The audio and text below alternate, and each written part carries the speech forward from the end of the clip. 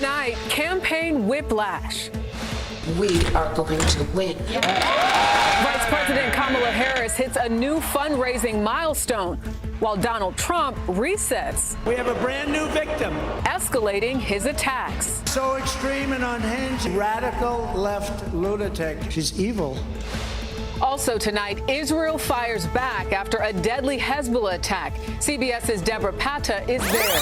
The kids were playing soccer just behind me when the sirens rang out. Moments later, they walked their kids, leaving no time for them to run to this shelter.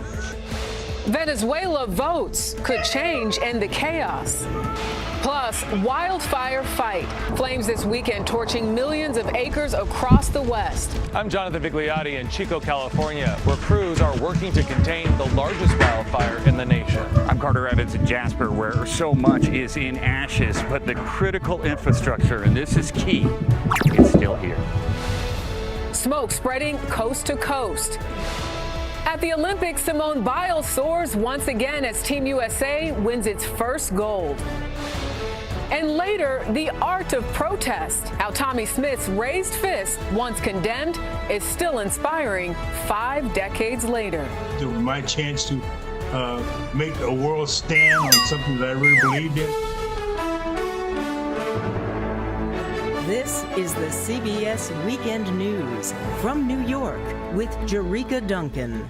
Good evening, and thank you so much for joining us this Sunday. It's only been 1 week since the historic shakeup of campaign 2024, and what appeared like a possible rout is now a race. Since Vice President Kamala Harris seized the Democrat spotlight, she's received a tsunami of grassroots support and cash, 2/3 of it from first-time donors. At the same time, former President Donald Trump, who rallied supporters in Tennessee and Minnesota this weekend, is carving out new lines of attack in a reshaped campaign. CBS's Skylar Henry leads us off tonight from the White House. Skylar, good evening to you. Hey, Jerika, good evening to you. The Harris campaign says it's raised more than $200 million since President Biden's sudden exit from the race. The enthusiasm also prompting her Republican rival to escalate his attacks. She's a radical left lunatic. Former President Trump took aim at his presumed political opponent Saturday in front of a packed arena in St. Cloud, Minnesota. Kamala Harris's deadly destruction of America's borders is completely and totally disqualifying for her to be president. She's evil. It was a 180 from the calls for national unity by Trump after his attempted assassination just 2 weeks ago. At the same time, Trump's VP pick, Ohio Senator J.D. Vance, is facing closer scrutiny following past comments including criticizing childless Americans in political leadership. No, you should never say anything to hurt anybody's feelings, but when you look at all these interviews by J.D., was talking about how the Democratic Party has abandoned the traditional family. Potential Harris running mates slam the rhetoric and are punching back. It's exactly why Donald Trump's attacks aren't going to work. I mean, 2 nights ago, he called her a bum.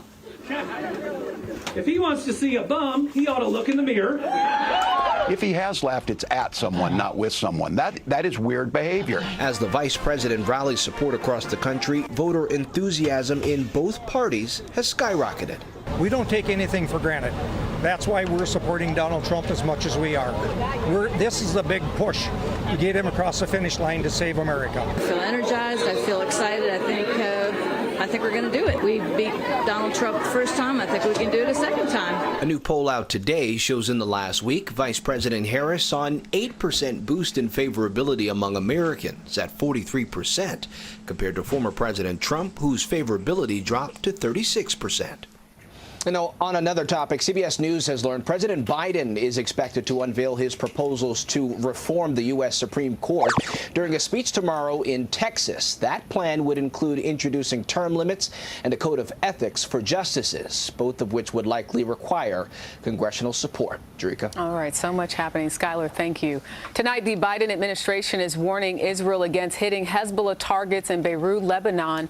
There are growing fears Saturday's deadly attack could stoke an even wider war. The rocket killed 12 teenagers and children in the Israeli-controlled Golan Heights. CBS's Deborah Patta reports tonight from Jerusalem.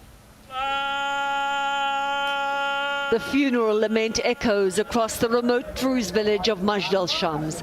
Thousands of mourners gathered around a long row of white-shrouded coffins. Those killed were all children, some still wearing their sports gear when they were blown apart by a Hezbollah rocket.